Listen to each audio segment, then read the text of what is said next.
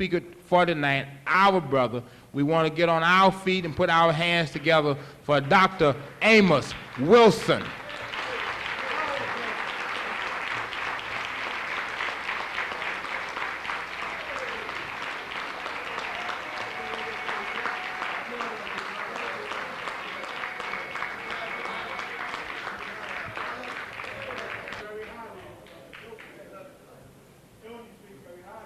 And just let me say this while Dr. Wilson's coming aboard.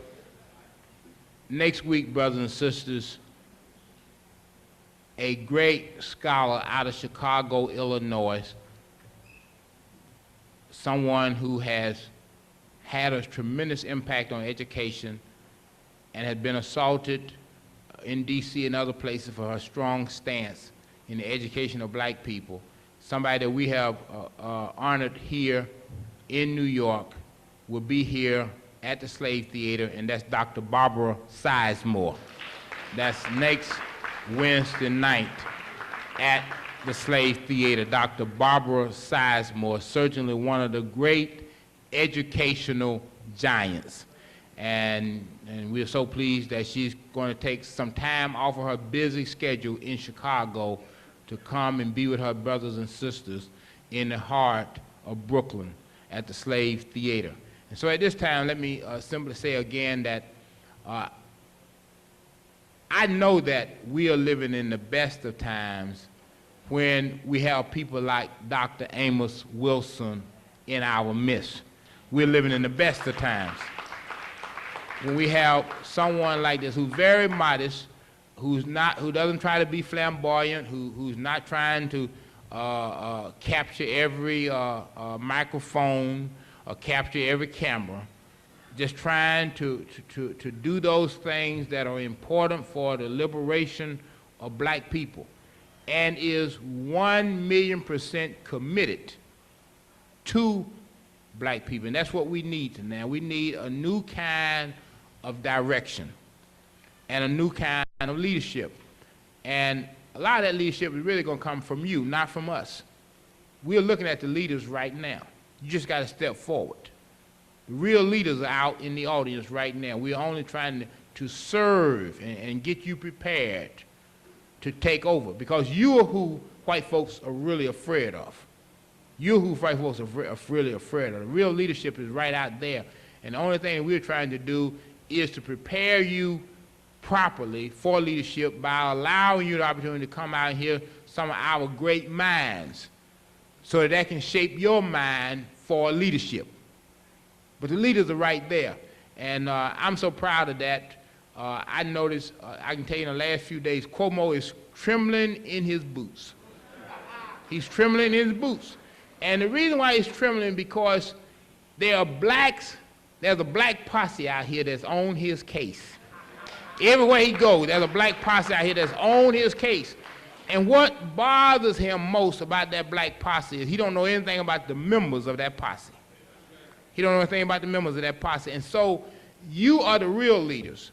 But it's people like Dr. Wilson who can give us great counseling in carrying out our leadership responsibilities.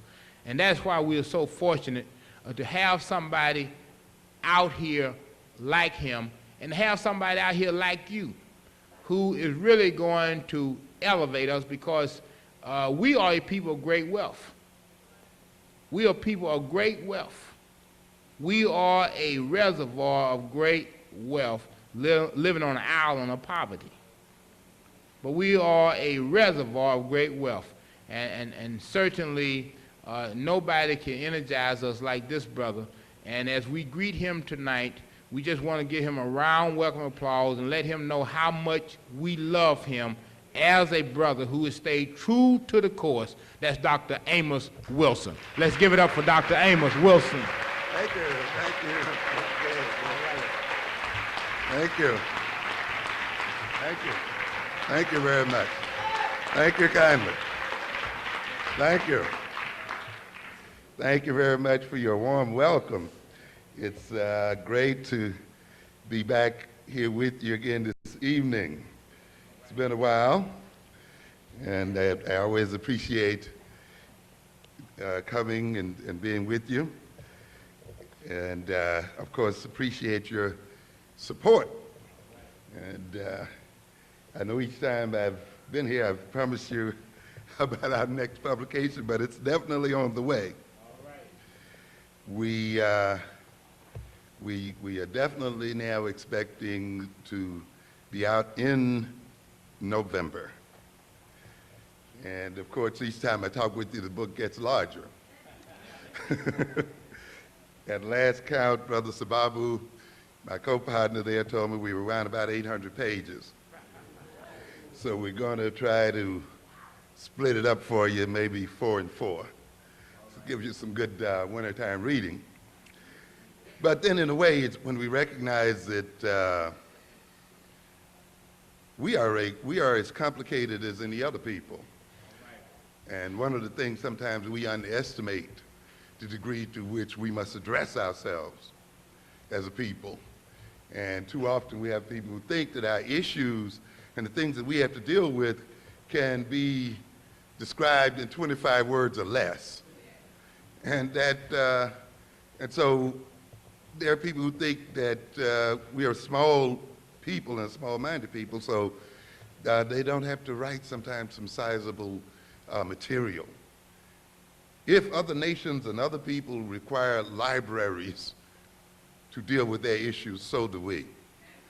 And the interesting thing about the upcoming book is that with that 800 pages, it's basically a survey looking at various areas of life. If you recall, we've titled it Blueprint for Black Power. And we are essentially then trying to lay out a blueprint, a prescriptive book. Now we are coming into more and more into prescriptive type of writing, laying out very practical kinds of steps and very practical methods for achieving what it is we must achieve as African people. This means we have to cover a lot of territory. We are covering psychology, we are covering, of course, history, sociology, a great deal of political science, a great deal of economics and related fields, anthropology and so forth, because all of these have to be combined in the process of nation building. And this is what we really have to be about, is the process of building a nation as a people. If you're not thinking in terms of nationhood, then I must say, frankly, you're not thinking seriously of being liberated. Trying to integrate and merge with our enemies is not going to solve our problem. And it's not going to happen, as a matter of fact. It is a fantasy that has kept us from taking care of business for far too long. The idea that we are going to one day be one with these people.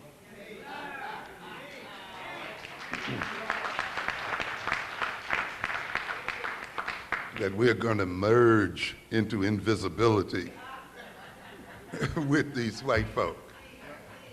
And even if that were possible, we should question our motives for wanting to do so. You know, why would you want to merge with the world's greatest criminals and thieves, with the people who have the worst values the world has ever known? It amazes me sometimes how we can hear some of our parents telling our children we want to be just like them. Yeah. It's a joke.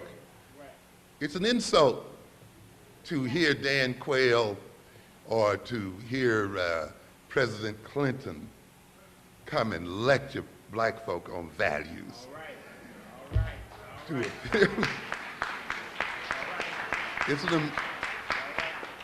How dare we let these people into our churches to try to lecture us on values? Mm-hmm. Yeah, it's an amazing situation. to try to talk to us about values, to try to talk to us about population control. Another joke. Yeah, yeah. The first thing we think about when people talk about population control is the overproduction of African people, you know, so-called third world people. As I said, we can solve the overpopulation problem quickly if we could reduce the European population drastically.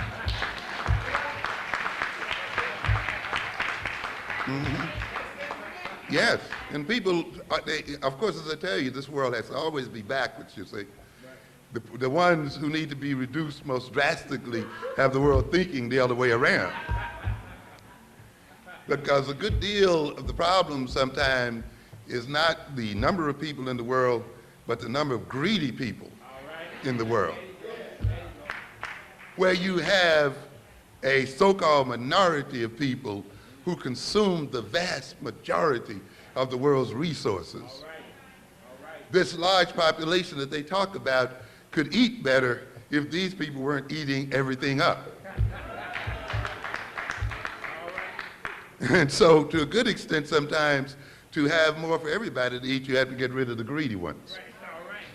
The ones who are over-consuming, who are taking the food out of other people's mouths, you see? But here you have the people who rob you and take everything you got and then say, you don't have enough to support yourself.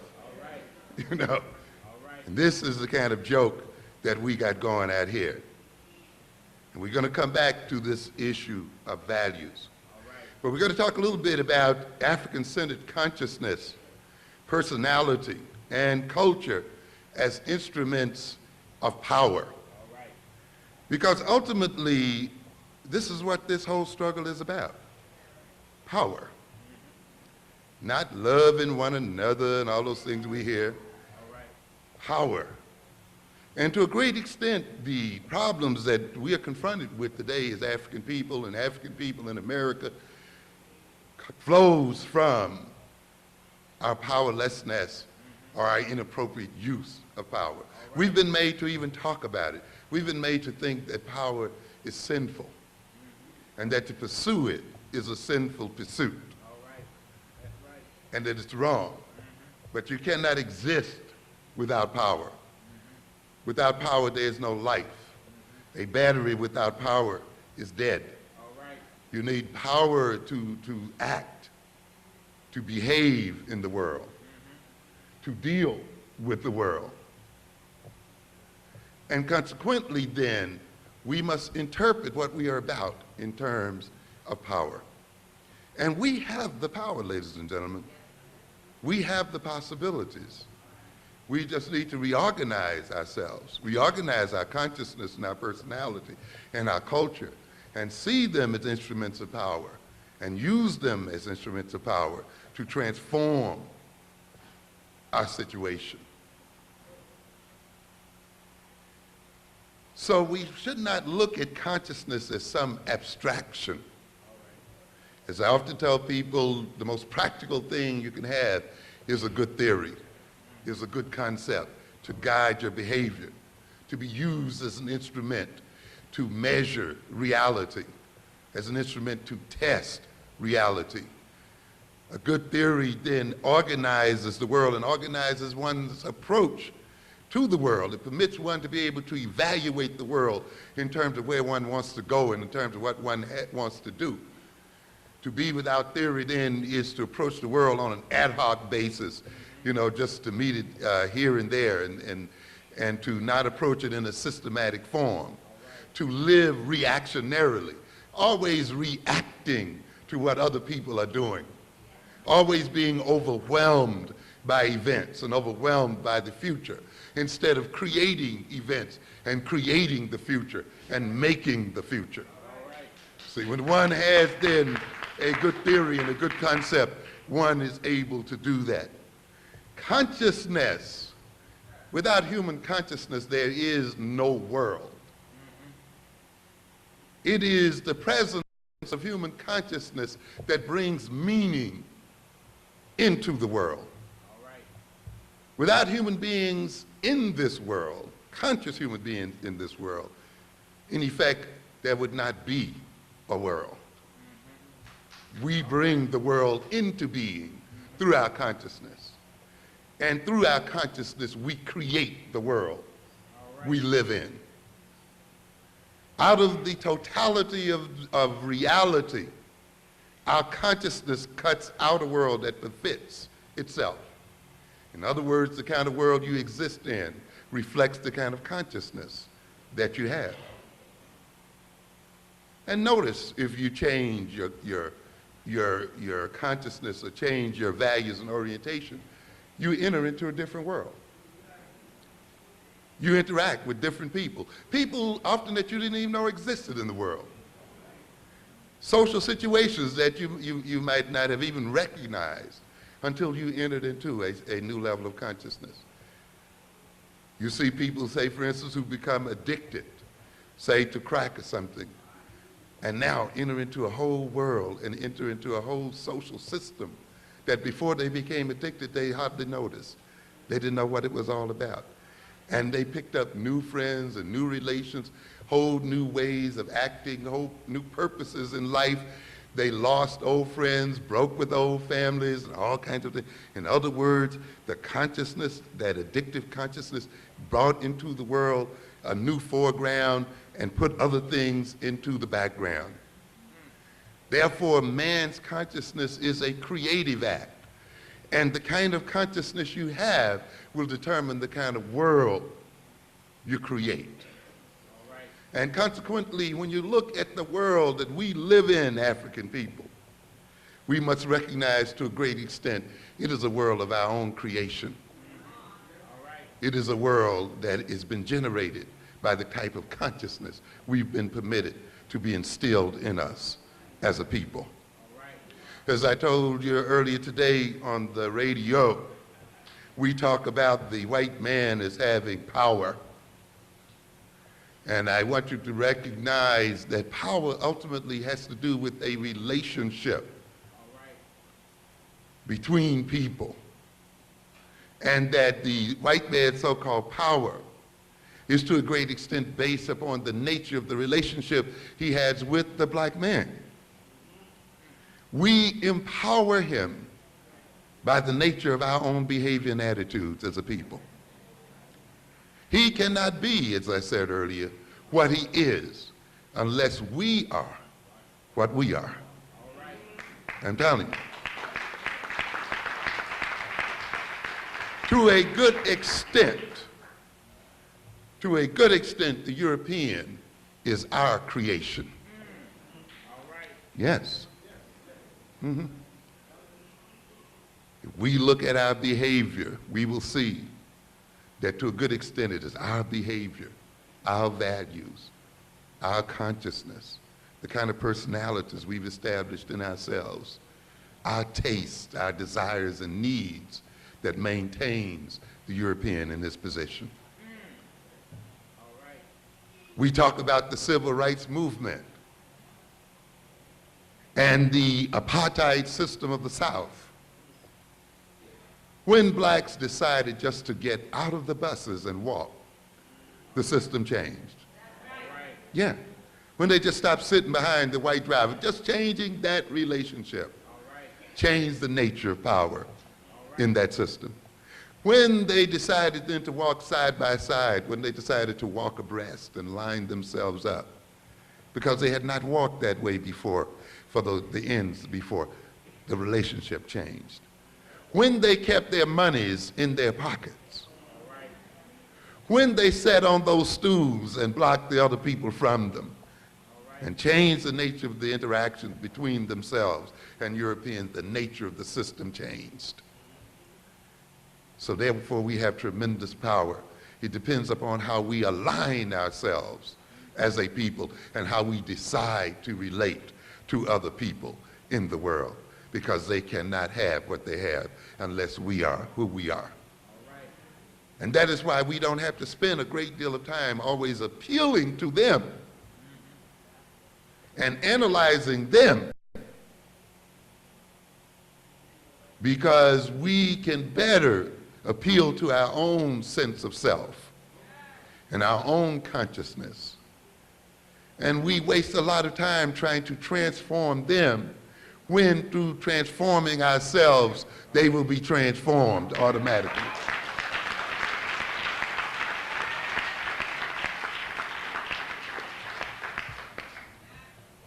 The power is in our hands. We are not destined to be the servants of white folk. That is not the destiny of black folk. No way. And we have to change this idea, because many of us are still operating on that concept. As I said this morning, many of us go to these schools to become what? Qualified. To work for whom? For them.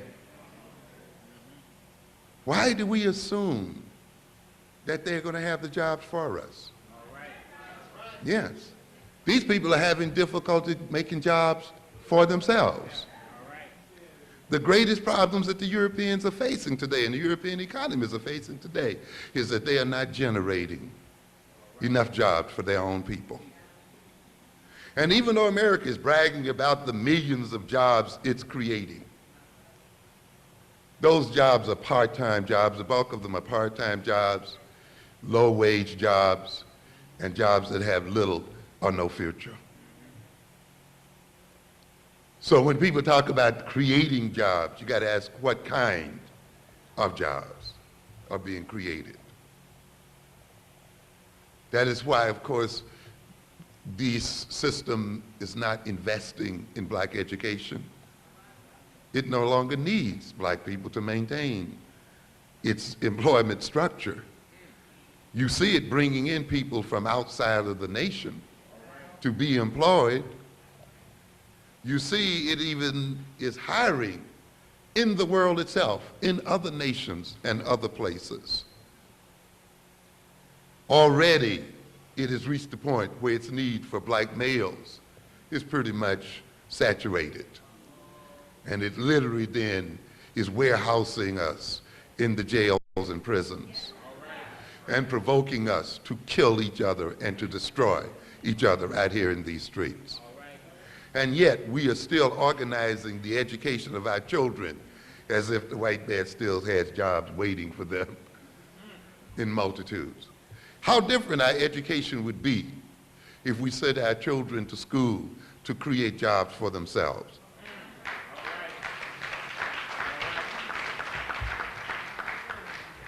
To create their own economic and political systems, to see themselves as the major sources of their employment.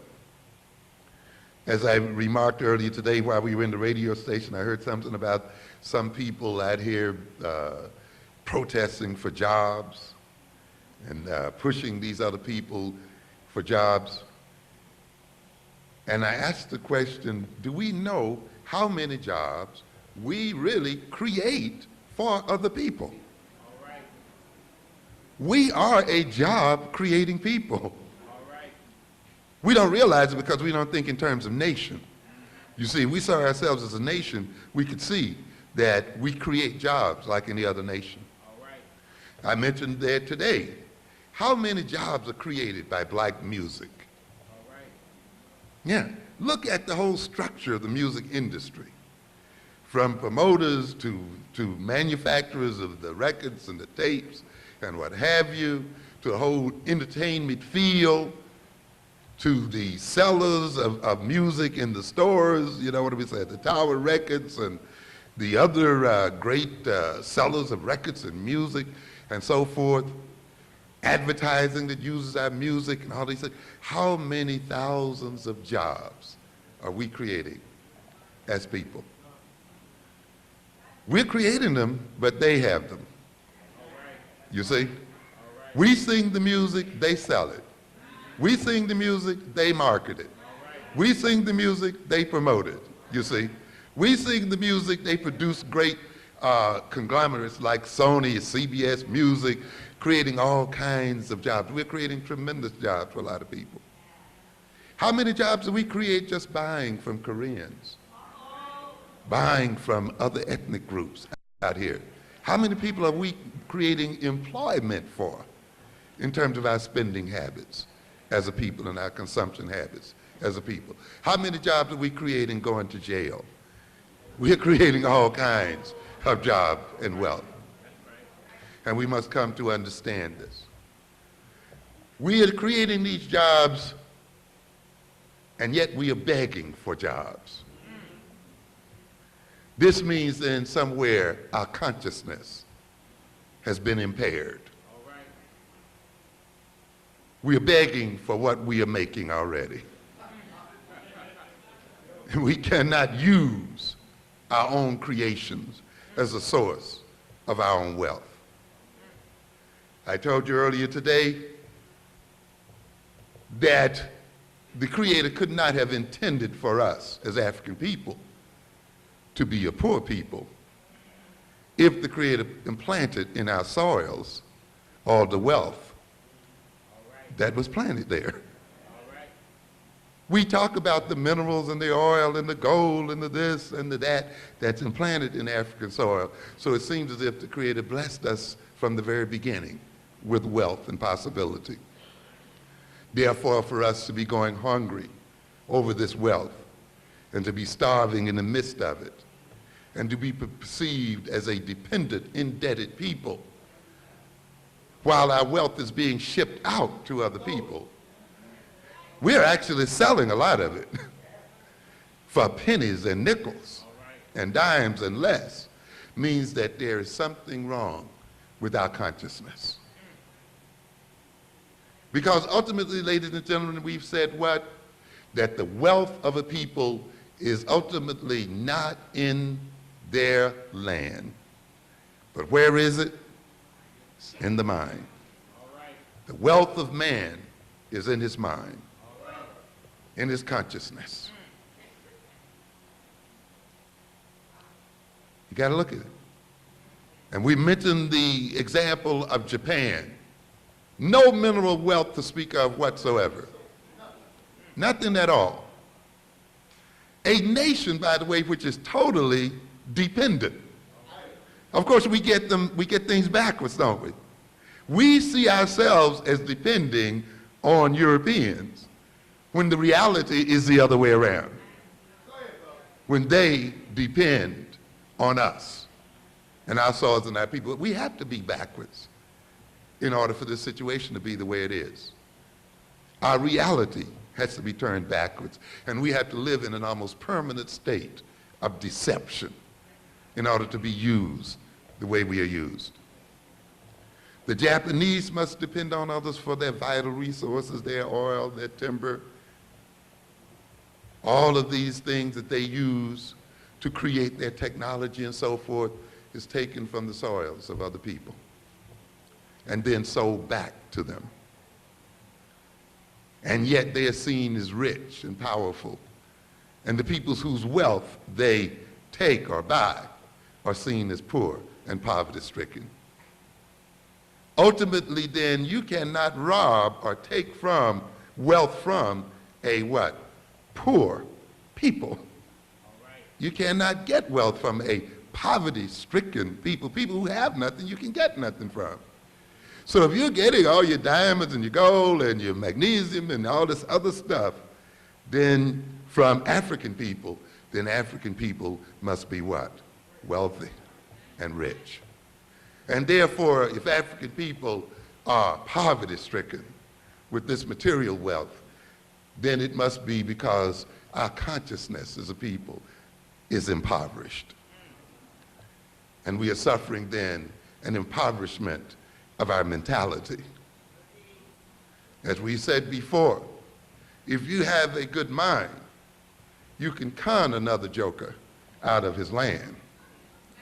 You can con him out of his diamonds and his gold. And this is what the other people have done. They have used their mind and their cleverness and taken from us what they did not have originally. And therefore, consciousness is not an abstract concept. It is not a theoretical concept. It is a concept that is directly related to the reality that one lives in and to the reality that one experiences. It is directly related to the type of life that one will live and does live. So I'm going to look at this for a minute, particularly the consciousness of Africans in America. I'm often somewhat amused and taken aback by the number of people in this society who claim that slavery occurred somewhere back there. And you got some so-called black conservatives who claim that slavery no longer influences the nature of African people. I wonder what those people have to conserve in the first place. Are they conserving power? They're conserving wealth? What does a black conservative conserve? You know, you have to conserve something. And since they have very little, if anything, they must only be conserving the system that has created their poverty to begin with. And you see them ultimately justifying the poverty of African people and justifying the political and social and economic subordination of African people in the name of some kind of higher principles. So slavery is not supposed, the experience of slavery is not supposed to be operating in the mentality of black folk. And you hear a lot of our youngsters will say that as well. How do you talk about slavery? That was back there. Or you whites talk about it. Well, you know, that was back there. We don't have anything to do with that anymore. You see. And it's an amazing situation because you have to remind them that you're still living off the interest of the wealth that your forefathers earned from slavery. You're still enjoying the accumulated wealth that began with the enslavement of our people. And if you're going to enjoy the wealth that was generated by evil, then you must take the curse that comes along with it.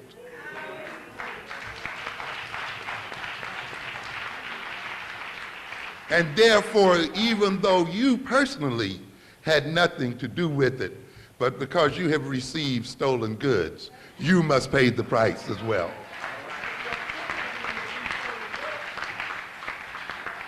And because you fight and struggle to protect those stolen goods, and you defend them, and you organize your society and your relationship to my people to maintain them and to continue to enhance them, then you must pay the price. That's why you live in terror. That's why you're stabbed in these streets. That's why you're going to suffer no matter how good you are. No matter how liberal you are. Ladies and gentlemen, when we behave as adults, we must recognize that our behavior will be visited upon our children. And that our children pay for our misbehavior. As we say, an act does not end at the point of its occurrence. It continues to reverberate into the future and down across the generations. And that's why when you behave in a particular way, you have to think in terms of 7 generations from your behavior as to how what you're going to do is going to affect those generations later on. And even though those children may appear to be so-called innocent, they will still pay the price of your own misbehavior.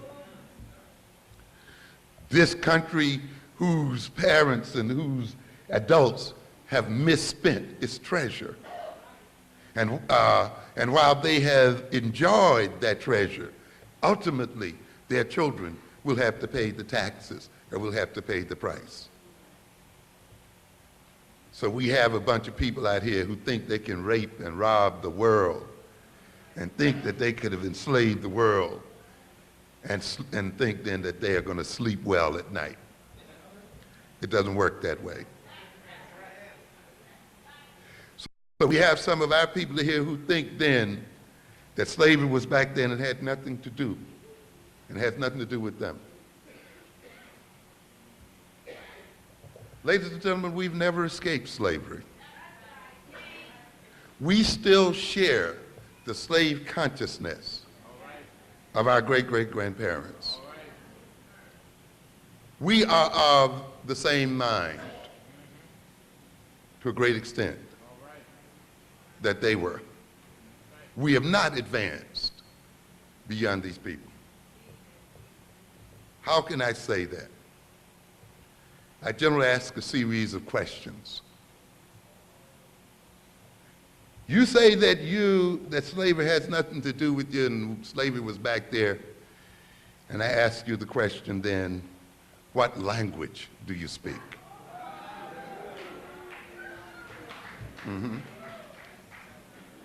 When did you learn that language?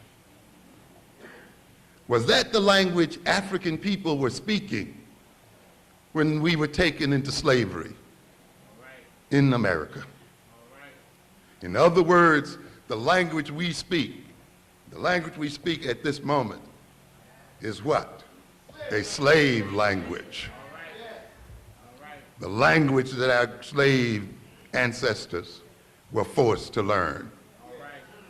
And we still speak it, and you can still hear the pidgin, the Creole, and the other kinds of stuff in our language right at this moment that they had to go through. That language, with its words defined by history and by an experience, is the language we use today to guide our behavior. It's the language we use today to talk to ourselves. It's the language we use today to learn about ourselves and to learn about the world. It's the language today we use to try to understand ourselves. Is there no wonder then that we are still confused? So we have not escaped slavery because we are still using a slave language, and we speak the language of slaves. What kind of food do you eat? You say soul food? Was that the food of African people? Slave food. The food that we find most satisfying, the food that we find that sticks to our ribs, the food that we call down home, a food that we learn to eat in the quarters. And yet we dare say that we have escaped slavery, that we have nothing to do with those people back there, that was back there. When our whole very social life and social relationships, our very definition of ourselves as a people, our very attempt to commune with ourselves is mediated by the food of slaves. Understand what I'm trying to get at? And how can you say that you exist in a different consciousness from another people? What kind of uniforms are we wearing? Huh? What kind of clothes are we wearing? Were these the clothes of African people? Huh? This is what we got to look at. Yes. What is this to say then that we've escaped slavery? What kind of names do we respond to? Yes. Yes.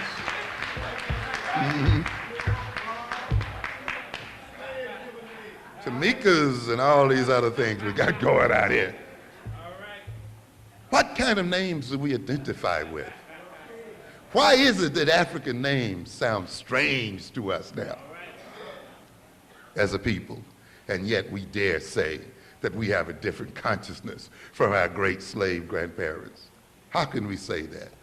We are still of the same consciousness, and we are still in the same position because we are still servants of the white man. And our reason for being in America is to serve white folk and to generate wealth for them. And there has been no change at all in terms of our relationship to these people.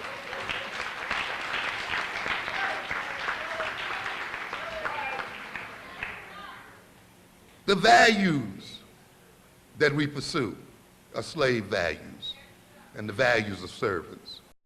The social relations that we create and interact with were built and developed during the periods of slavery.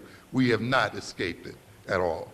But it is time for us to change the slave consciousness, this consciousness of servitude that is still too much with us today. And ultimately, we ask the question that's closest to home for a lot of people. When we claim that we've escaped slavery, and the slavery was something back there which has nothing to do with us today. And then I ask you the question, what kind of God do you worship?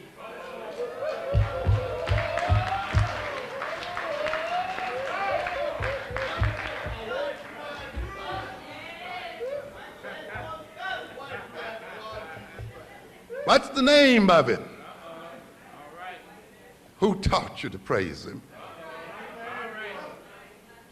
Was this the God you were praying to before you were brought to these shores? Was this the religion you had before you were brought to these shores? Can you name one African God? How can you then, who define yourself, the very essence of yourself and the very essence of your soul, and organize the very nature of your life here on earth, based on a God handed to us by our slave masters, claim that you have no slave consciousness and are not related to slavery? In other words, then, ladies and gentlemen, we are not Africans. We are possessed by spirits and demons.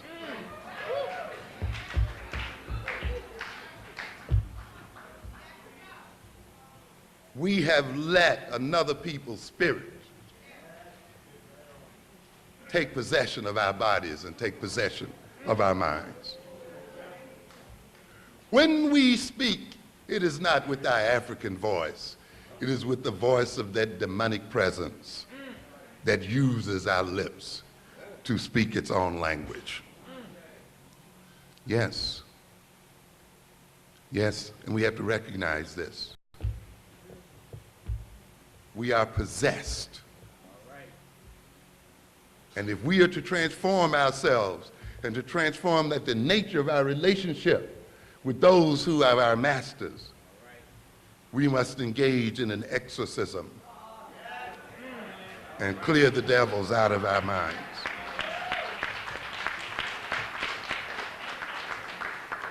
And at this time, then, it'll pay you to read a little bit about demonic possession. And we have to be demonically possessed. Because if we talk about black-on-black violence, self-defeating behavior, self-destructive behavior, then we could not be possessed by a beautiful and wonderful God. We must be possessed by a demon. It's interesting to look at the literature on possession. We have a couple of types of possession.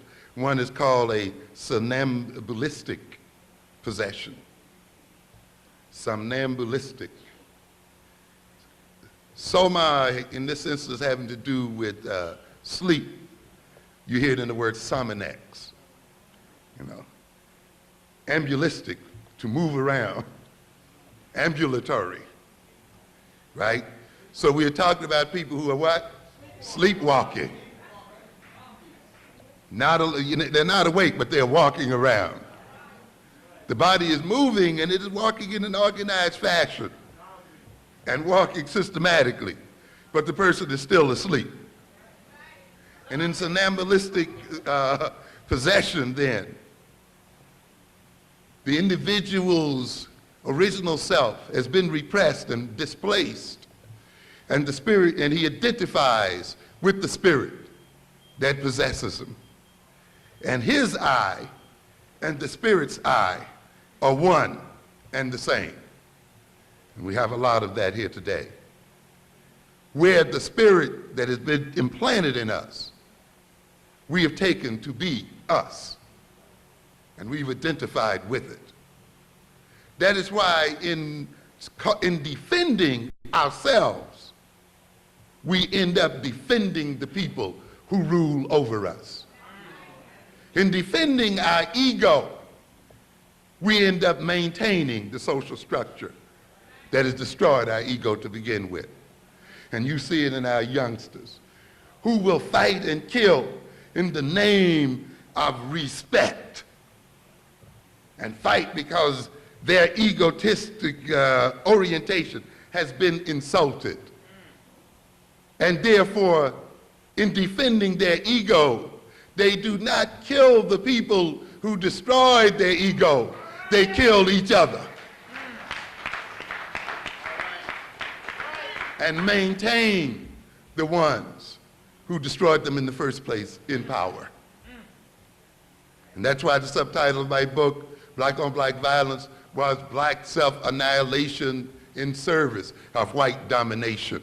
We are killing each other in order to maintain this system. We have let ourselves become possessed by a spirit such that when we become aggressive, we aggress against the self instead of those who are the source of our aggressive orientation. We talk a lot as a people about self-hatred. Self-hatred is a personality configuration. It is a form of personality organization. It is an orientation toward the world and toward oneself. Self-hatred, then, is the white man's greatest protection against being destroyed by the black man. To a good extent, self-hatred is the white man's defense mechanism, is the white man's form of self-defense. How can we say that? To a great extent, one function of the personality is to direct energy, to direct aggression, to channel aggression and energy and wishes and impulses in particular directions, to organize feelings, to organize energy to achieve certain ends. Those things that we hate, often then when we are angry or hostile, we aggress against them, don't we? We attack them often. We destroy them. Then we have a problem, don't we? If we attack the things we hate, if we attack the things toward which we hold hostility, when we are overly frustrated and when we are angry, then what happens if that thing we hate is ourselves? It means then, ladies and gentlemen, that when we become frustrated and angered as a people, when we are overwrought by feelings of hostility, and our self-hating personality seeks to channel that hostility and channel that aggression, it's going to channel the aggression right back on to the self, because that's the thing we hate most. So consequently, black anger then becomes a conduit for black self-destruction, for black self-defeat. The object of our hostile, aggressive feelings becomes ourselves. And you can see then how the white man is protected by that personality structure, right? While he stokes our anger, while he stokes our hostility, while he stokes our frustration, and while we get mad and we want to strike out, when we decide to strike out and aggress, we strike out and aggress against the self. And by doing so, he is left untouched and unscathed. And therefore, our self-hatred becomes his principal means of defending himself and of maintaining himself. One of the things that frightened him most about the Ferguson case was that Ferguson's self-hatred mechanism broke down.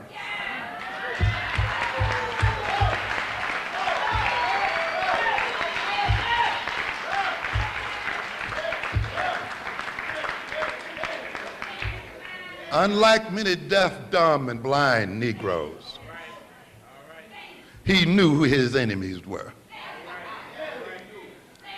And so when he got angry and hostile, instead of going out to drink himself to death, instead of going out to smoke crack and destroy himself, instead of going out to killing someone who looked like himself, instead of going out to commit suicide and put himself in a place to be destroyed by somebody else, he went directly to the source of his frustration.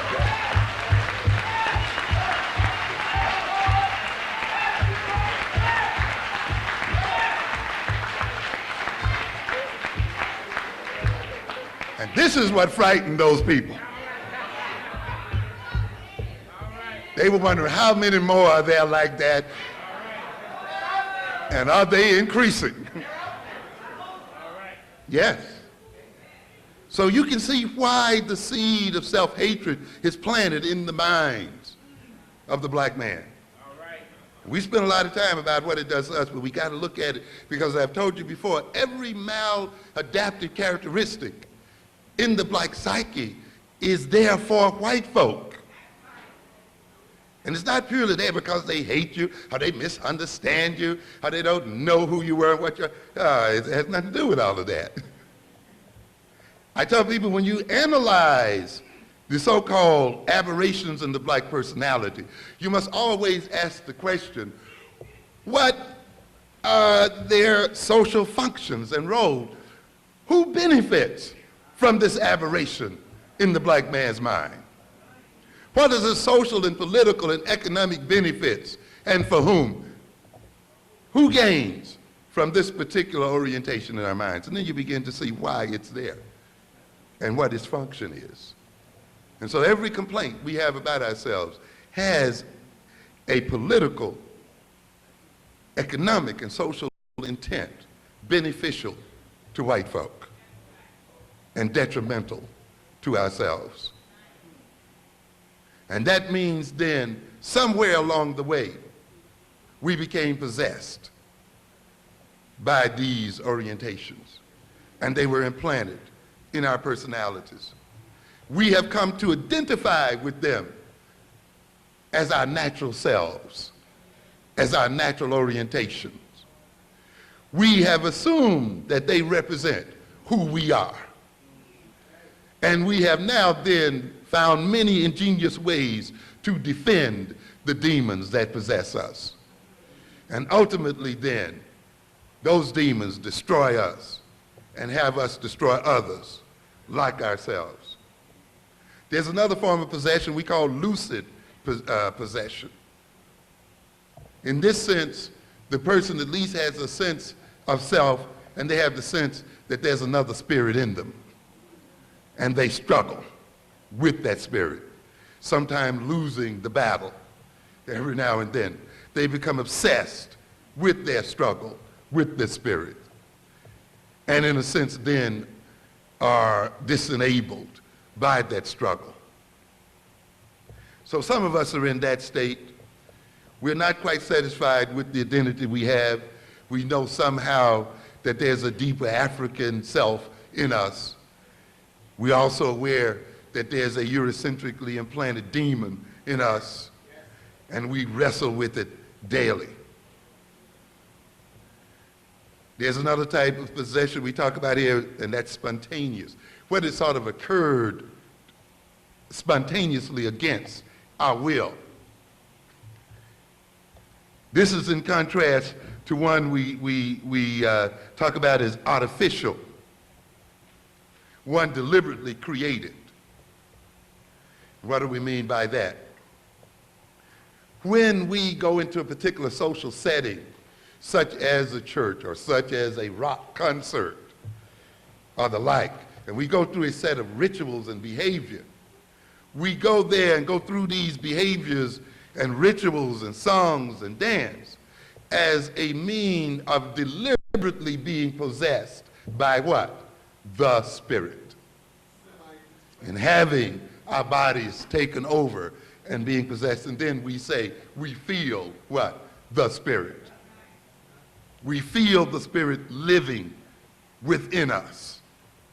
And so consequently, much of our life is about provoking through artificial means spirits which take over us and assume control of our behavior. Latent possession means when we are possessed and we don't even know that we are possessed. And I think that defines a lot of us. We're not even aware, and those are the hardest ones to break through because they don't sense any kind of split within the personality. They and their possessing spirit are one and the same. And when you try to exorcise their possessive spirit, they feel as if you are attacking them personally. And in defending their person, they defend the spirit that possesses them. Let's be a little more concrete, and I want to just give you an example of what I mean by this. You know, and in the literature, we talk about these spirits as what we call the incubi and the succubi.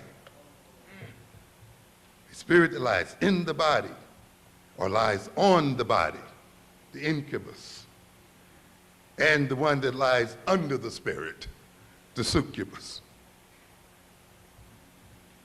When we talk about this spirit, though, that possesses us, when we talk about this spirit that the European implanted in us in terms of the language, in terms of the food, in terms of the religion, in terms of the values, in terms of the social relations, in terms of the name, we are talking about a spirit that's just not a spookish entity in ourselves.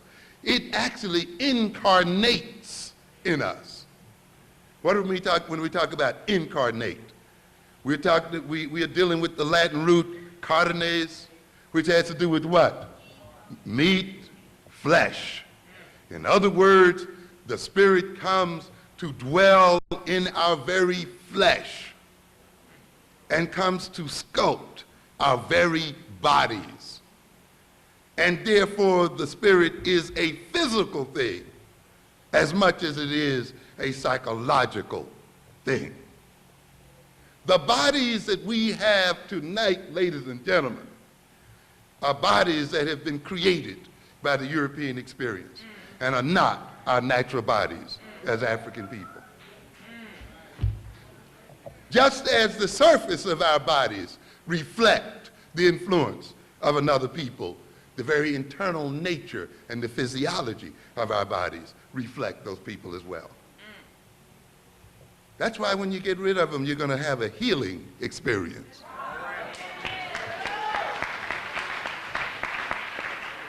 And your whole body will change. I've read some of this before, but let me read it again, I think, in this context. This is most dramatic, and the things I'm talking about are most dramatic when we study the so-called multiple personality. And let me read you a description here that was printed in the Times. And those who might be familiar with it, indulge me here, because I think it points out to something.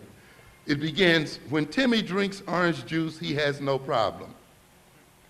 But Timmy's just one of close to a dozen personalities who alternate control over a patient with multiple personality disorder. And if those other personalities drink orange juice, the result is a case of hives. What are we saying here? We got one body, but depending on what consciousness possesses that body will react to the drinking of orange juice with or without hives. It will break out in blisters. So if it drinks orange juice when one of the other personalities is possessing it, welts and hives will break out right there.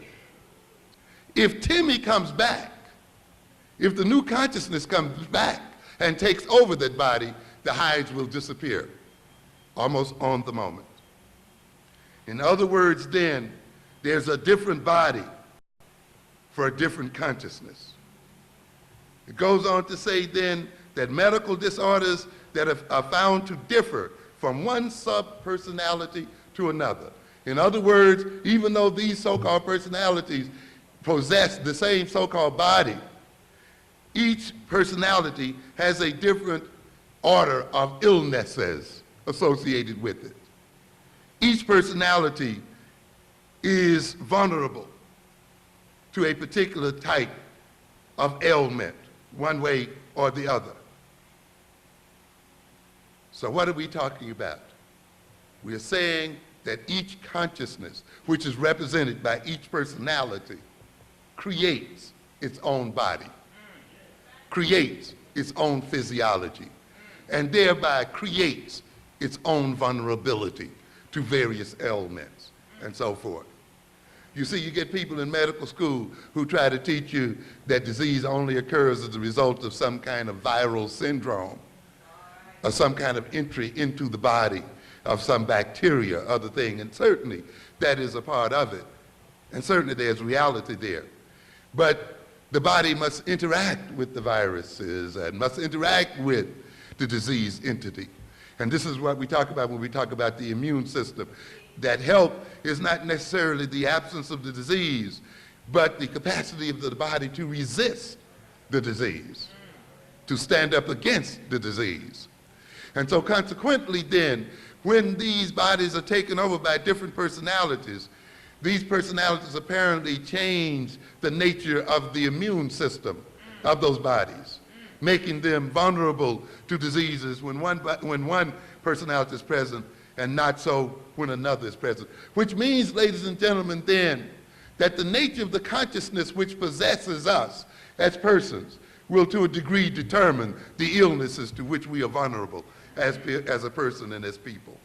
And a lot of the illnesses, physical and other diseases that we suffer then, are mediated by the nature of the consciousness that we've permitted to possess us as a people.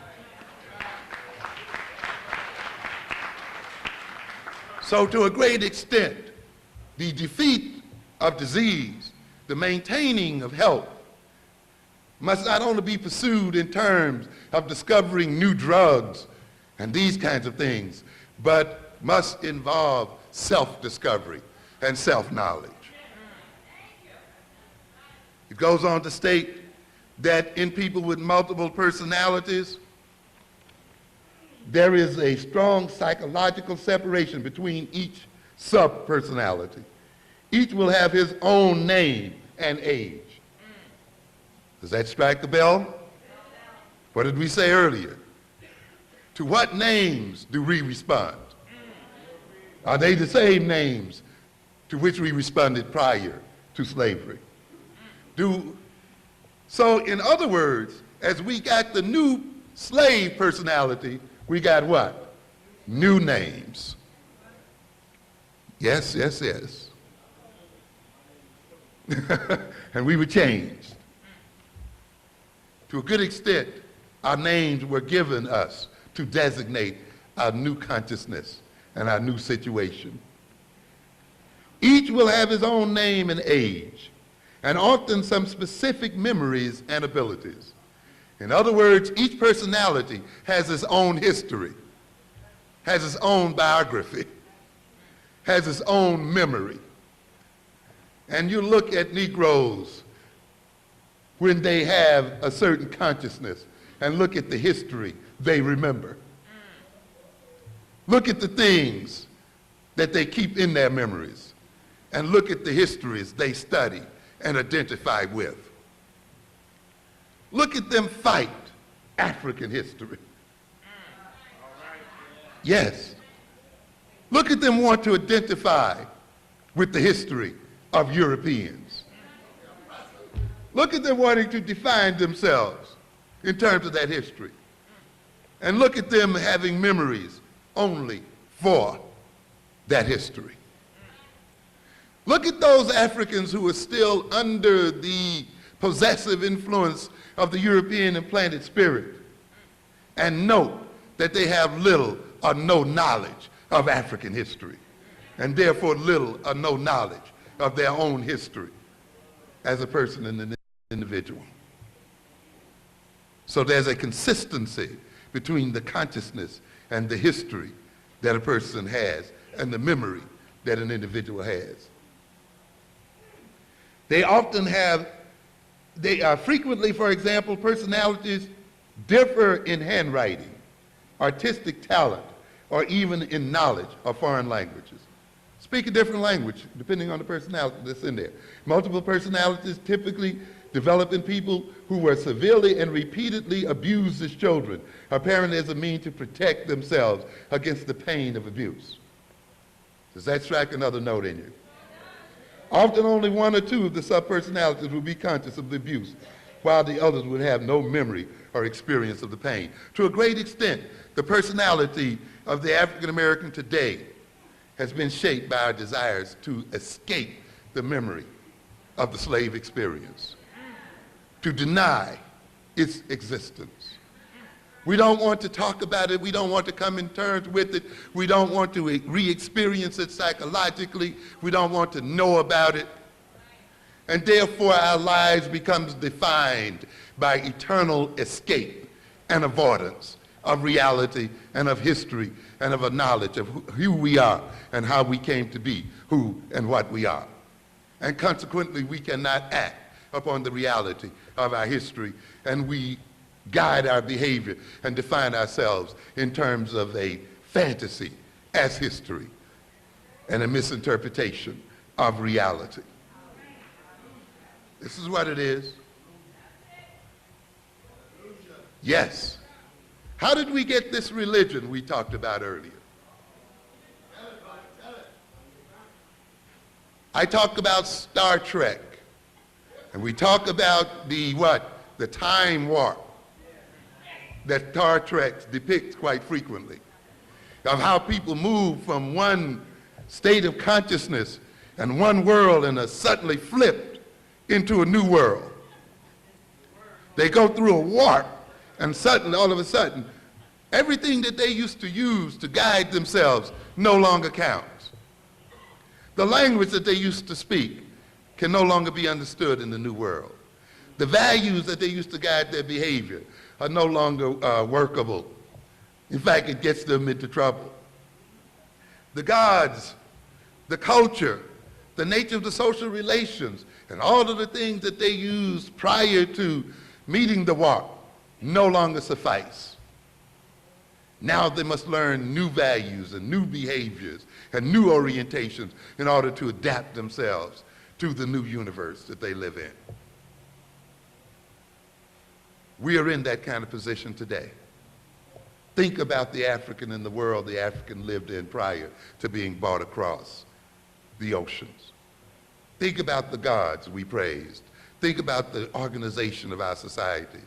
Think about the languages that we spoke, the food that we ate, the dress that we wore, the music, the song, the dance, and all of those things that defined us as African people. And think how horrendous it must have been for us to be thrown into this world where there was a whole new language, a whole new social hierarchy, a whole new set of authorities, people pushing you around who you don't understand, people who are putting strange tools in your hands, people who are trying to get you to relate to them and to relate to each other in a very different kind of way from what you're used to relating to. Think about the stress and the confusion, and think about the abuse. Think about the horror of that situation our parents and great-grandparents were put in. And there was somebody that said then, if you pray to this God, if you talk this way, if you dress this way, if you relate this way, you'll get a greater sense of security. Your anxiety will be reduced. You will feel good, and you'll be able to withstand the pain of your existence. And the God then that I'm going to hand you is one that I have created for you. And a theology that comes with it is one that I have created so that you will continue to serve me as you continue to serve it. And we come to believe in the veracity of that God and that religion. Why?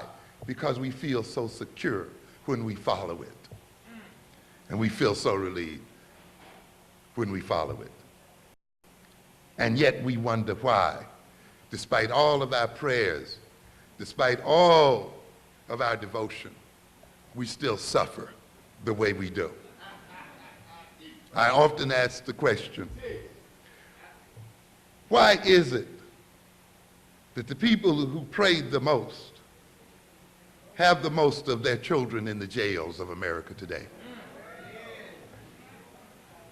Who shout and kick over the benches and so forth, are filling up the prisons and have the children killing each other and addicted out here in these streets.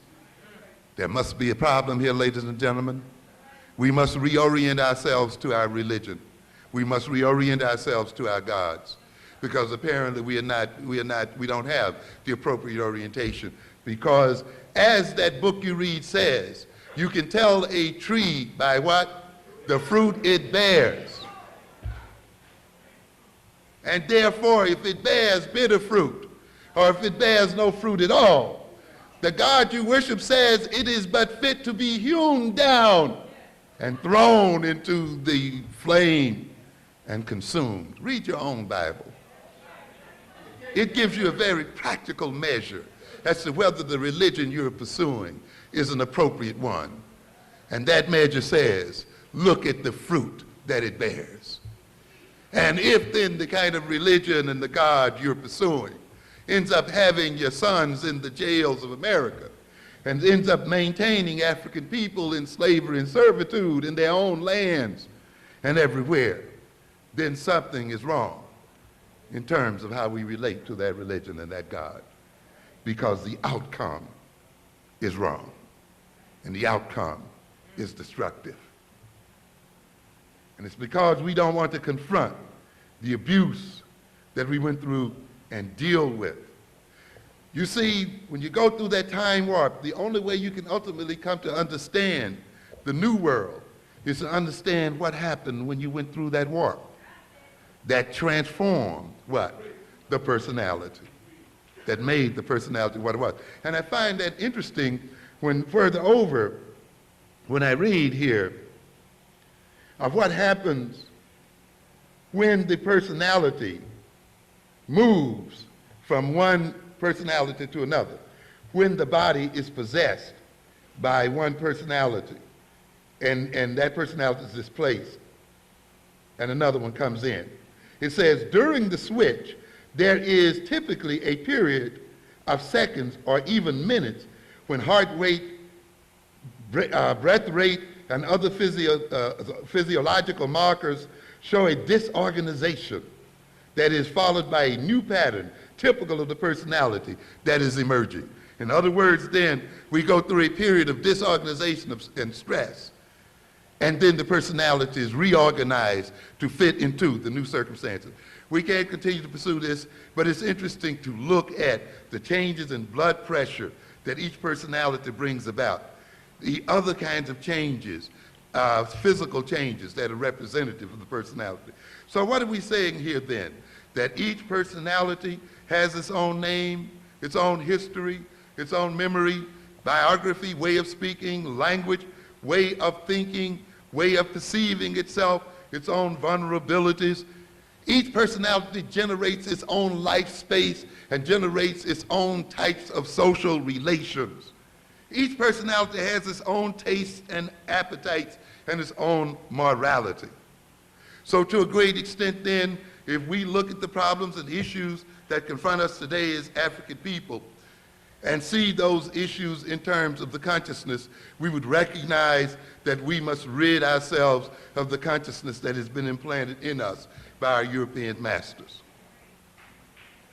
One other thing I want to bring about in this situation, we notice that if you engage people in behavior therapy and you scan their brains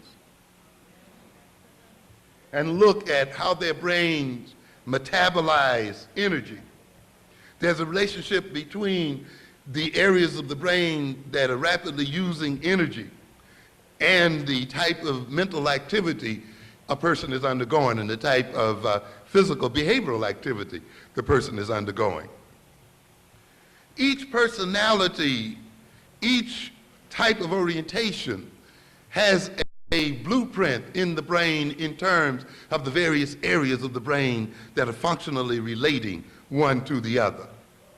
And it's interesting to note, for instance, if we look at something called the obsessive compulsive personality, the person who cannot stop repeating a particular behavior, no matter how irrational it may be, the person who must wash their hands every 30 minutes, even if they are not dirty, but who are compelled to the point that they wash their hands to the point of rawness because they cannot stop, is this kind of person. The person who is absorbed by a particular type of image, by a particular kind of thought or orientation that they cannot get out of their minds. This is what we talked about. We talked about the obsessive compulsive personality, a rigid, repetitive personality. We note then, if you scan the brains of these personalities, that certain areas in their brain are intensely active.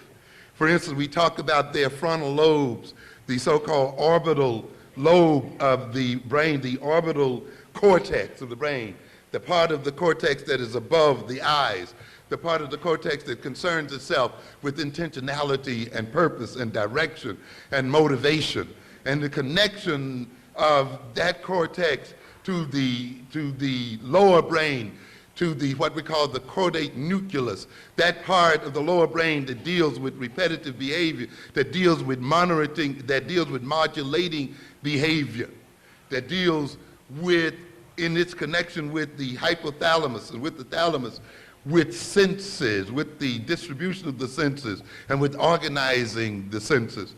When we look then at the compulsive personality, we notice that these areas are intensely active, and active in a way that they maintain the symptoms of that personality. It has been shown then that when these people take a drug such as Prozac, the intensity of and they respond to them in a way that their symptoms are relieved, the intensity of the interaction between these three brain areas is decreased or delinked. It has also been noted then that you can put these same types of people through behavior therapy. That is, by changing the nature of the social relationship between the therapist and the patient, changing the nature of the rewards and punishments that the patient undergoes in an effort to change the patient's behavior, by changing the way the patient thinks about what is in their mind, thinks about the problems that they're in. And when you can successfully then reduce the symptoms of the compulsive disorder through this social conditioning, we note too the same kinds of physiological brain changes that occurs with the intake of the drug occurs with the intake of social training. Now what are we saying then? That yes, that too, but what we're saying ultimately then is that the nature of the consciousness and the nature of the experience of the individual physically transforms the brain and physically transforms the way the brain operates. And therefore, when we talk about consciousness, we're talking about something that is real. We're talking about something that transforms both the psyche and the body. One of the things that you note when the individual is possessed, that the facial muscles change and that the body itself changes in a way that it literally incarnates and represents the nature of the spirit that is possessing the individual. So to a good extent, if you're in certain religions, you can tell what particular spirit is possessing the person by the very nature of the behavior that the individual is exhibiting and the very shape of their very physiological body and their face. In other words, ladies and gentlemen, once we get the spirits of these demons that the Europeans have implanted in our bodies, our faces and our bodies themselves will be transformed. To a great extent then, a lot of the way we look and a lot of the way we have organized ourselves physically is a result of the type of consciousness that we have. To a great extent, and I will begin to wrap it up here, to a great extent, the kind of consciousness that inhabits us reflects the kind of culture that we live in, the nature of the culture that we are a part of. Recognize, ladies and gentlemen, that culture cannot exist outside of our minds and of our bodies. Culture does not exist out there. History does not exist out there. History and culture can only exist in the minds and bodies of people. If there were no people in the world, there would be no history in the world, no culture in the world. Culture does not stand outside and direct us. It is where? Inside of us, and it directs us from the inside. Culture is instilled in our bodies and in our minds. And we have to keep that in mind, because sometimes we tend to see it as something separate from ourselves. Culture indwells in us, and it inhabits our bodies. Our history dwells in us, and it inhabits our bodies. We reflect our history, and we reproduce our history when that history becomes a part of us and is one with us. We tend to see culture in terms of music, in terms of the kind of dance we have, in terms of the songs we sing. And that is a part of culture. But ultimately, culture is deeper than that. Culture is a way of thinking. Ultimately, culture is a conspiracy. That is, it is a means by which a group of people organize the way they think, organize the way they believe, organize the way they see the world, so as to create a consciousness by which they can cooperate in achieving certain ends, so that they can mutually aid each other and gain ends that they cannot gain as separate individuals. So culture is an instrument of power. The individual through culture extends his power, and the culture extends the power of the group. When we talk about music and song and dance, what we are talking about here then is how culture ultimately comes to be implanted in our bodies. You see, we tend to look at song and dance and music as entertainment. And this is our serious mistake. Amen. We have a lot of our youth out there looking at music as mere entertainment. When we say that we are being enculturated, it means that a spirit is being implanted in us by the culture. It means our group is instilling in our bodies and in our minds a possessing spirit, such that when our culture calls our name, we respond to it. When our culture is in need of defense and support, we then defend it and support it because we are at one with it. In other words, why does the black man respond to the white man? Why does the black man serve the white man? Why does everything the black man do benefit the white man? Why does the black man say freedom is doing what I want to do? And why is it that everything he wants to do enriches the European? Why is it that our youth say that they are being free and that they're doing what they want to do and they're expressing themselves, and it involves buying a $100 pair of sneakers from white folk?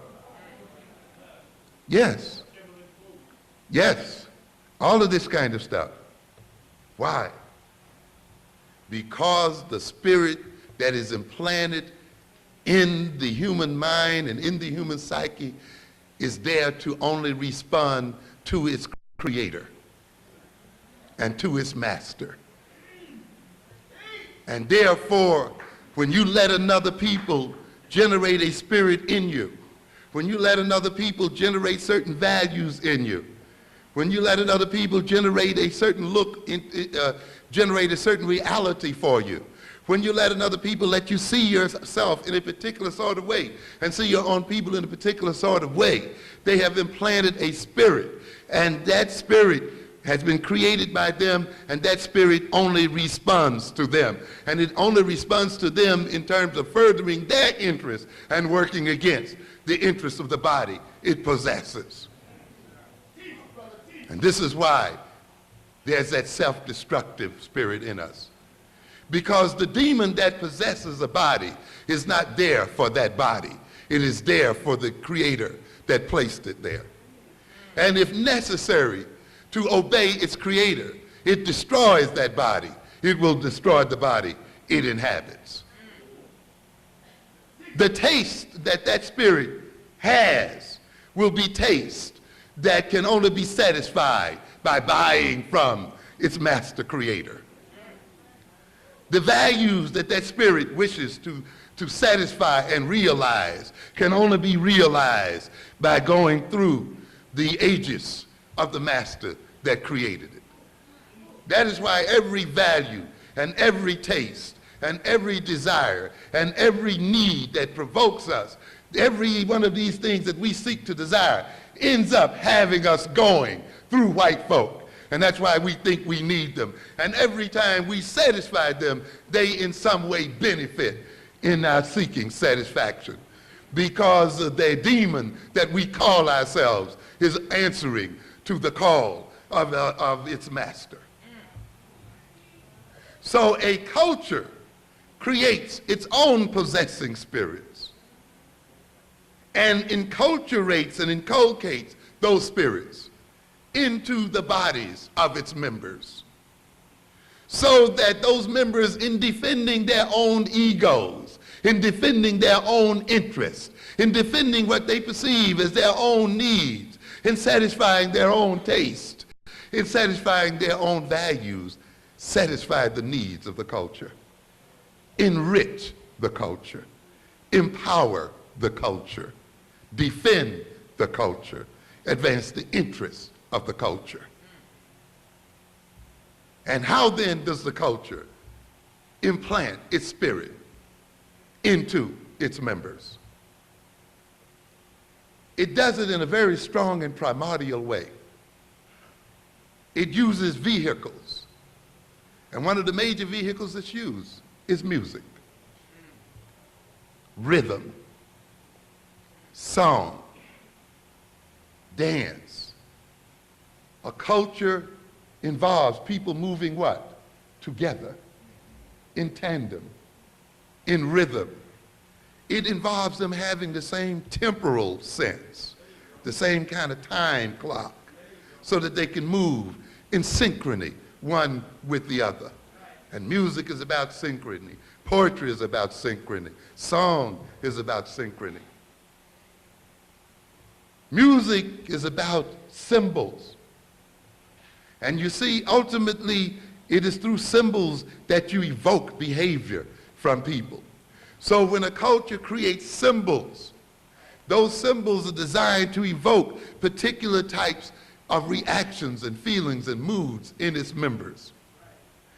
And a culture establishes the potency of those symbols through ritual, through song, and through dance. And one of the best ways then to inculcate cultural values, a cultural spirit, is through entertainment. Is while the members are being entertained, while they are feeling good, the song is carrying the cultural values into the mind and into the body. The lyrics that represent the cultural interest The lyrics that represent cultural values are being carried on the vehicle of the music, carried through the vehicle of the poetry. The togetherness, the cooperativeness, the mutual movement together and the synchrony of the culture is being entrained through the music and through the rhythm of the dance.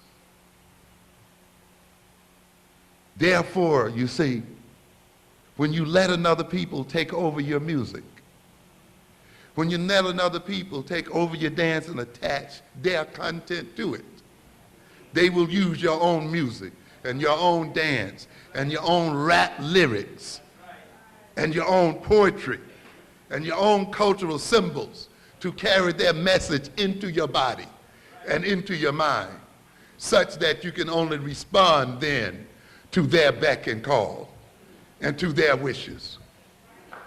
And you see then, yes,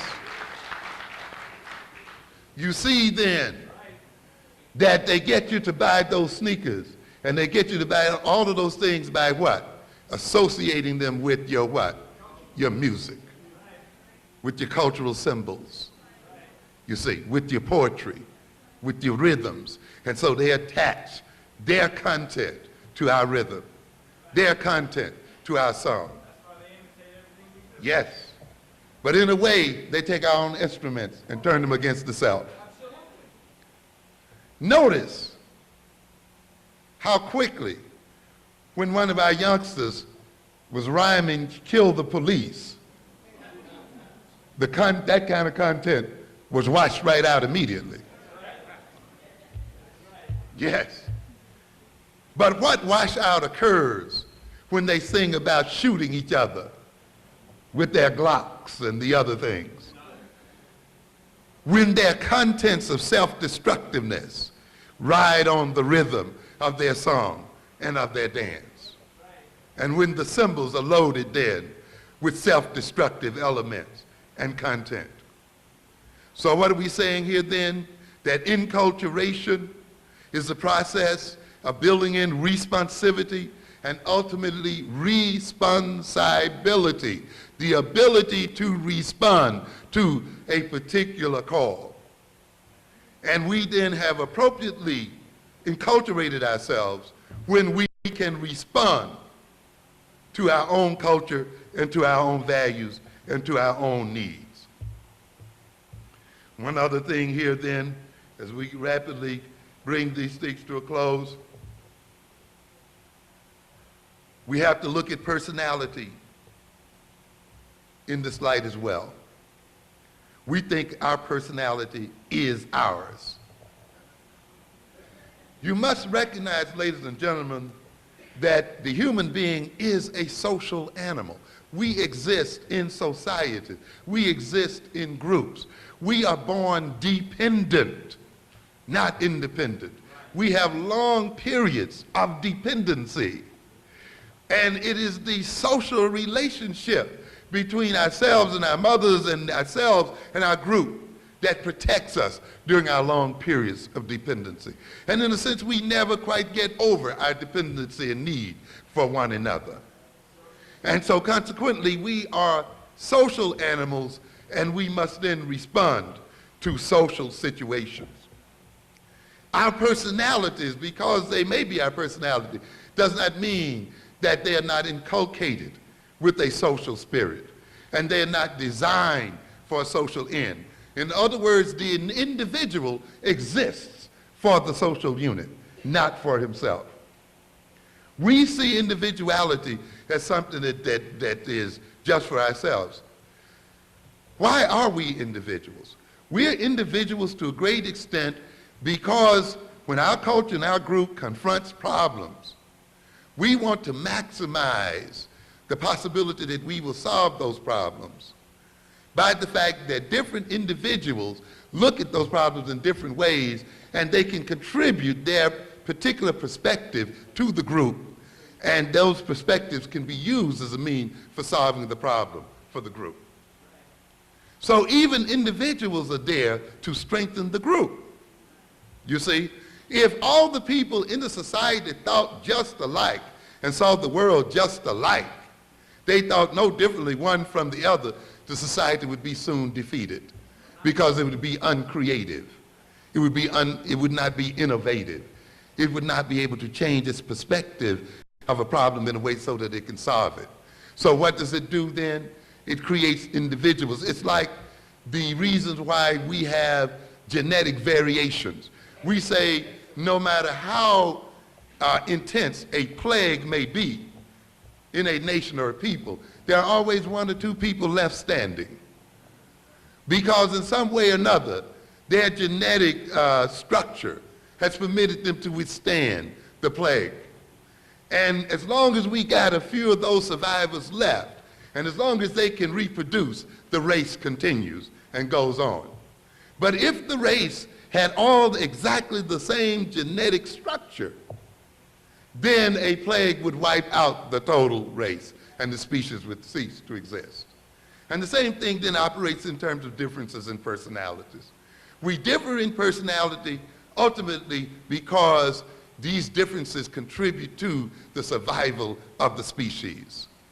And therefore our differences are here to maintain the whole.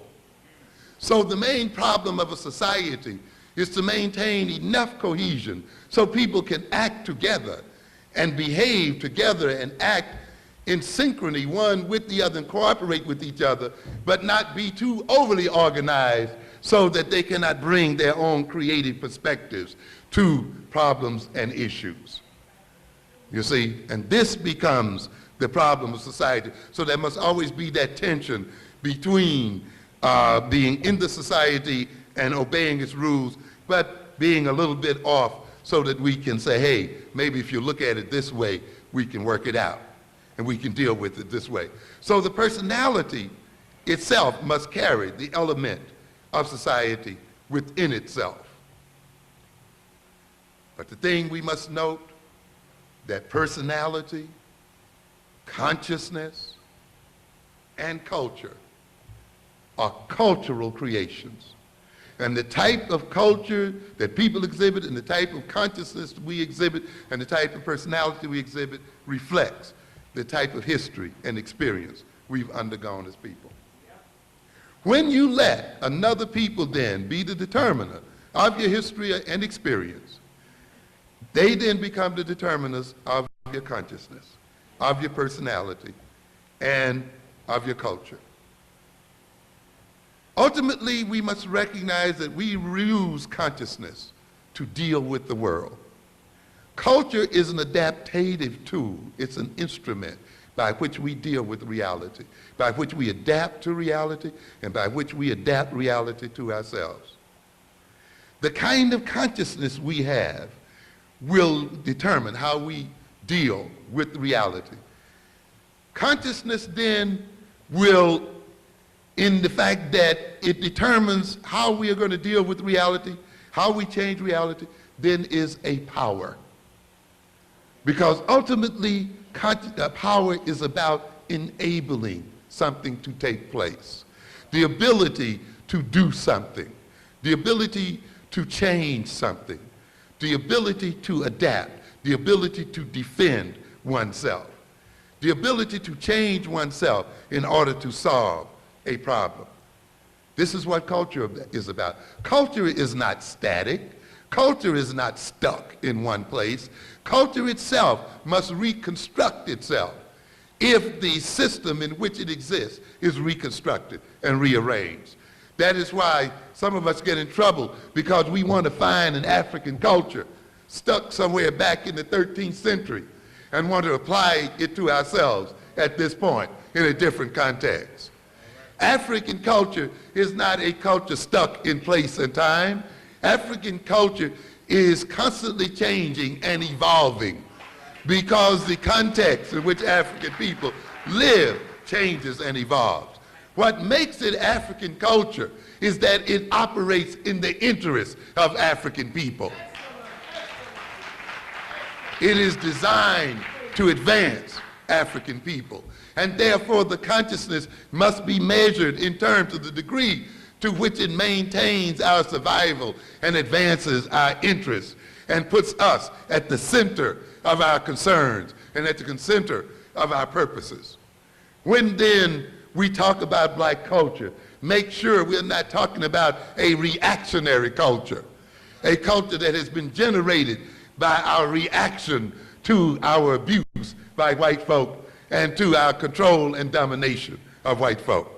Because it's a good part of what we call black culture that we need to exorcise from our psyches so that we can evolve a culture, and an African-centered culture, to advance our interests as a people. Another very important aspect then of consciousness is what we call values. Those things that we prefer, those things that we see as right, those things that we think we should need, those things, the pursuit of which determines our behavior, organizes our minds. Values are what I call the directional factors of consciousness. What are we talking about here? When you value something, and that value is implanted in your brain, the brain calls forth all of its resources, all of the contents that it has, the knowledge it has available to it, the behavioral skills it has available to it, the cognitive skills, the thinking skills and things like that it has available to it, and organizes those things and relates those things one to each other in such a way that the value can be achieved. When we then think about something that we value and we want to realize something that we value, we consciously or unconsciously assess our minds and say, do I have the relevant knowledge? Do I have the relevant skills? Do I have the relevant thinking and cognitive skills so that we can organize these knowledge and skills in a way that we can achieve those values? If we believe we have those skills, if we believe we have the contents, if we appropriately organize those contents through thought, then we pursue those values. And chances are we may realize those values. If though we have those values and we assess ourselves, we recognize that we don't have the appropriate skills, we don't have the appropriate knowledge and content, we don't have the appropriate thought styles and so forth, we then say, well, maybe we should develop the requisite skills. Maybe we should learn the requisite knowledge. Maybe we should develop the means of thinking. And once we do this, we will then organize them in a way to achieve our values. Once we then have values and are guided by values, and those values guide those skills and contents and so forth, we are empowered to realize those values. And therefore, values are a type of power. Where am I going with this? I'm going with this to say this. If values are a type of power, if values are the things that guide our behavior, if culture is a type of power, and consciousness is a type of power, and personality is a type of power, if we let another people determine the nature of our consciousness, our personality, and our values, they then gain power over us. If consciousness, culture, personality, and values are instruments of power, they then use our consciousness, our values, our culture as their instruments of power. How does this work out in reality? They take our cultural products, our music, our song, and use them as their instruments of power. Yes, and benefit from them. So then, what is an African-centered consciousness? An African-centered consciousness is one that is based on African-centered content, based on African-centered knowledge, based on African-centered values, based on an African-centered consciousness. To the degree that our consciousness is based on African-centered values and so forth, we are empowered as African people. To the degree those values and consciousness are determined by other people, we become their instruments of power, and they use us against ourselves. So consequently, If we are to be empowered, and if our power is to work in our interests, then our consciousness must be an African consciousness. Our values must be African values. Our personality must be an African-based personality. If not, we may suffer first ethnocide and then genocide. What are we saying? It means that our culture will not be functional in a way that it protects our interests. We must then, as a people, develop a new African consciousness, an African-centered consciousness, and that means we must develop it based on an African history, African culture, and African values. Most of all, we must develop an African sense of nationhood.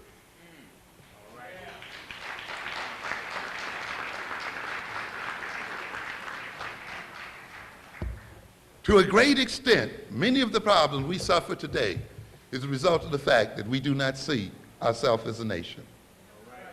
And yet, we complain about how we are segregated from everybody else. We complain about how we are not a part of the mainstream, how we are not a part of the economy, how we are shut out from the government and the political process. If we are not a part of these things, and yet these things are what defines a nation, then we are not a part of the American nation. That nation is a white nation. We are then, in effect, a de facto nation, but we are afraid to recognize it. If we looked at ourselves as a nation, we'd see many of the reasons why we are where we are as a people. Why? Because if we looked at ourselves as a nation, we would see why we have the problems we have. Why do we have some of the problems we have? For the same reason other African nations have the problems they have. Why? Because we permit our resources, human resources and material resources, to be used by another people. We export them. We, like any other African nation, are an indebted nation. We are over-indebted. When we talk about the African nation suffering from being overburdened by debt, we don't recognize we're talking about ourselves. When I ask here tonight, how many of us owes another black institution, another black person major debt, we would get very few hands. But if I ask how many of us in this audience tonight owed a white person, a white institution, a non-African institution, great debts, we probably all have to raise our hands. If you recognize that then, and you add this up in terms of a nation, not if you, just yourself as an individual, but if you look at all of us as individuals and in terms of a nation, you will recognize then that as a nation, we owe an enormous debt to other people. And one of the reasons why then we are poverty stricken is not because we don't have money, it's because all of our money is being used to service the debt that other nations own, that the white nation in America owns. And because we spend so much time paying our installment plans and paying our money out to these other nations of people, we cannot save our monies, we cannot accumulate our money and create wealth so that we can employ ourselves as a people, so that we can support our families as a people, so that we cannot build the schools we need to build to educate our children the way we need to educate them as a people. And consequently, we have the similar problems that all African nations have almost, where they cannot build highways or build schools or build hospitals or build institutions, communication systems and other systems, because all of the wealth that they are generating is being exported out to European nations and other nations to whom they owe debt. But you can only see this when you look at yourself as a nation. And when you look at yourself as a nation, then you can see that you can change this problem by changing the debt relationship you have to other people. I was looking at an issue here the other day when we were talking about looking at African nations, and we talk about the African nations as monocultures, meaning that they often exist by shipping out one or two major products. cocoa or cocoa beans or oil or gold or something like that. And they ship these products out into what we call a buyer's market. That is, the people they sell these products to set the prices that they're going to pay for these products. So that many of these nations now are being paid less for their products than they were paid 30 years ago. And yet the nations that buy their products and lower the prices on their products are selling them back those products in processed form and selling them back their own products that have been manufactured here for higher and higher prices. And then we wonder why Africa is in debt and why Africa is impoverished. But that is the result of the fact that they are caught up in an impoverishing mechanism. But we need not talk about the continental African because we are in the same situation here today. The African American nation is a monoculture. What is the commodity that we sell? Labor. We're not selling much manufacturing. We're not selling much other products. The major commodity that we have to sell was the commodity that we were bought over here for in the first place. And what was that? Labor. And now we are selling our labor in a buyer's market, meaning that the people who buy our labor are buying it at the prices they set. And they keep devaluing the price that they're willing to pay for our labor. On top of devaluing the price, they're no longer even demanding the labor. So after a while, we won't be able to sell our labor at any price. And we will then be totally deprived as a people. And therefore, we are caught in a similar position. And just as there's social disorganization in our African nations, there's social disorganization in the American nation. You cannot have your wealth flowing out of your nation. You cannot enrich other people at the expense of yourself and not have social disorganization. And that means then, if we look at ourselves as a nation, the African American nation must do what all African nations must do. We must capture our own internal resources. We must gain control of our own internal markets. We must trade within ourselves as a people and a group and generate wealth within our own nation as a means of counterbalancing our dependence upon Europeans and upon the white nation itself. But in order to do this, we must have a nation consciousness. We must now organize and relate to ourselves as a nation of people. When we look at our relationship, we say to the Koreans as a nation, we see the same relationship that Japan has to America as a nation. You notice that they are bargaining right now, negotiating, right? Japan is building up its resources. It is blocking out U.S. industry from its nation, yet it is entering into the American markets and selling there and taking out the wealth of the American markets. If we look at our relationship to Koreans, to Dominicans, to other groups, we'll see the same relationship where those groups can enter into the African American nation, set up shop, ship out its wealth day by day and night by night, and yet the African American entrepreneurial nation is not permitted to set up shop in their midst, is not permitted to carry wealth from their nations. And they then grow fat on the surplus that they gain from the African American nation. This means then that if we think of ourselves as a nation, we must protect our internal markets from the intrusion of outsiders. We must not permit them entry into our nation. As I look and I see down the 125th streets, yes, and look at our people locked outside there in the outside, and some people claim that they are protesting this kind of thing. I agree with our vendors there that if black men and black women cannot make a living on that street, then no other people should be permitted to make a living on that street. We are not obligated in any kind of way to feed the children of other people before we feed our own. But it's only if you think in terms of nationhood that you can resolve this kind of problem. We have tremendous possibilities as a black nation that we don't know where. You can see these white boys over there pursuing China, don't you? Right? They're over to China, knocking over each other to get to it. What is the China market worth to the European? You know what the China market is worth to the European? $500 billion at this point. Do you know what the black market is worth to the European here in America?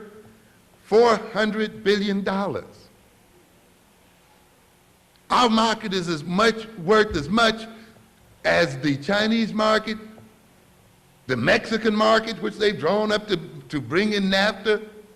It is worth as much and is worth more than the market of Canada. You know? We are not able to place conditions on their entry into our markets by saying if you enter here, you are going to pay taxes. If you enter here, you're going to leave something here.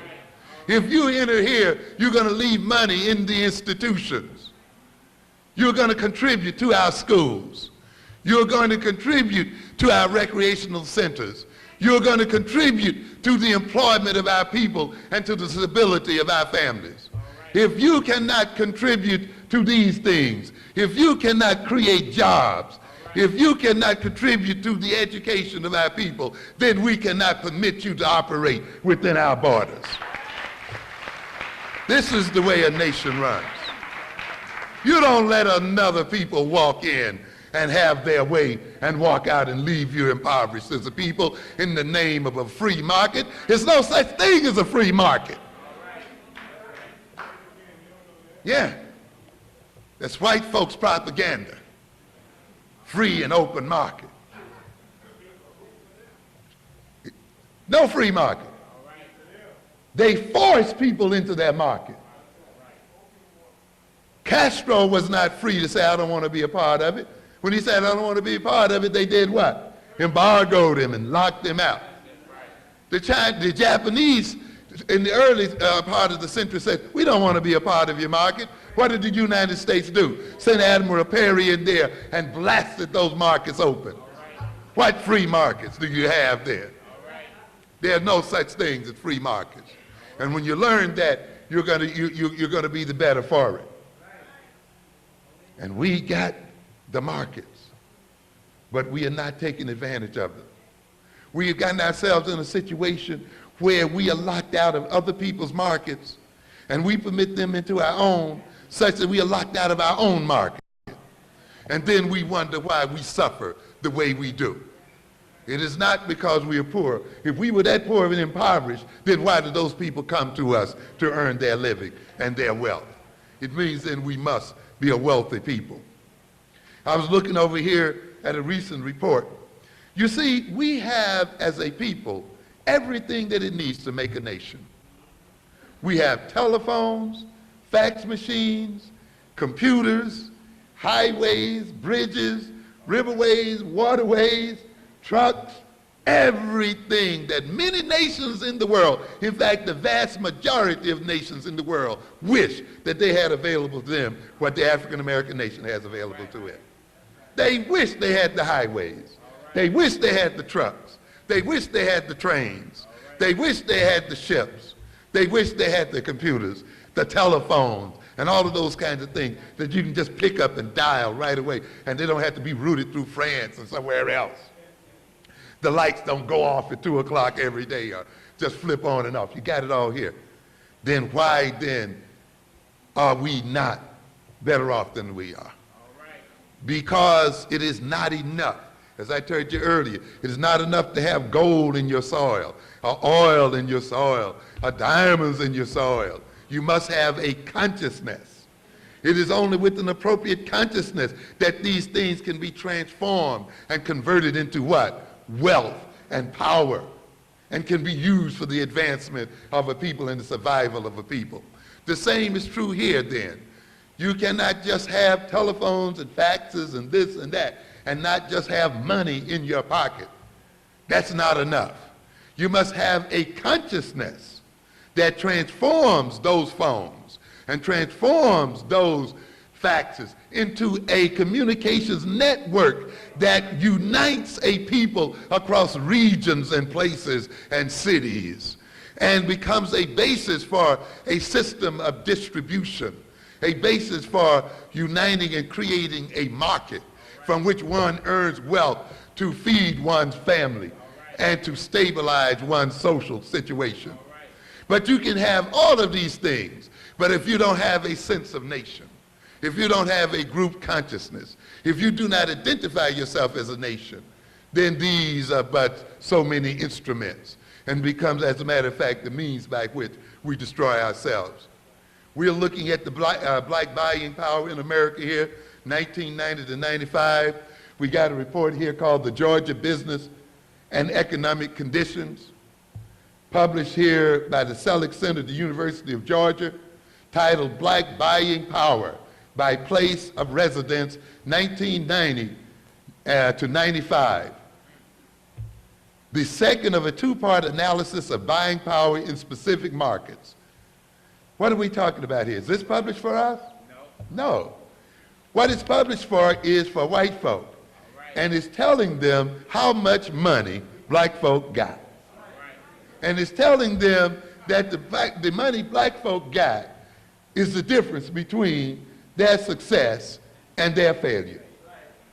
It reads in part here, Georgia's African American population thus controls approximately 16 cents of each dollar in spending power. That is about $1 in 6 is spent by black consumers. How aware are we of the kind of power we have as African people? Clearly, they are a substantial economic force throughout the state. But without a national consciousness, you don't recognize that. But they recognize it. They go on to say, for many of Georgia's businesses, the ability to capture black spending can make the difference between success and failure. They're putting it right in your face. If black spending power, if black spending can make the difference between the success and failure of Georgia businesses, and we're talking about what? White folks' businesses, that means black folk got what? Power. Because power is about what? The ability to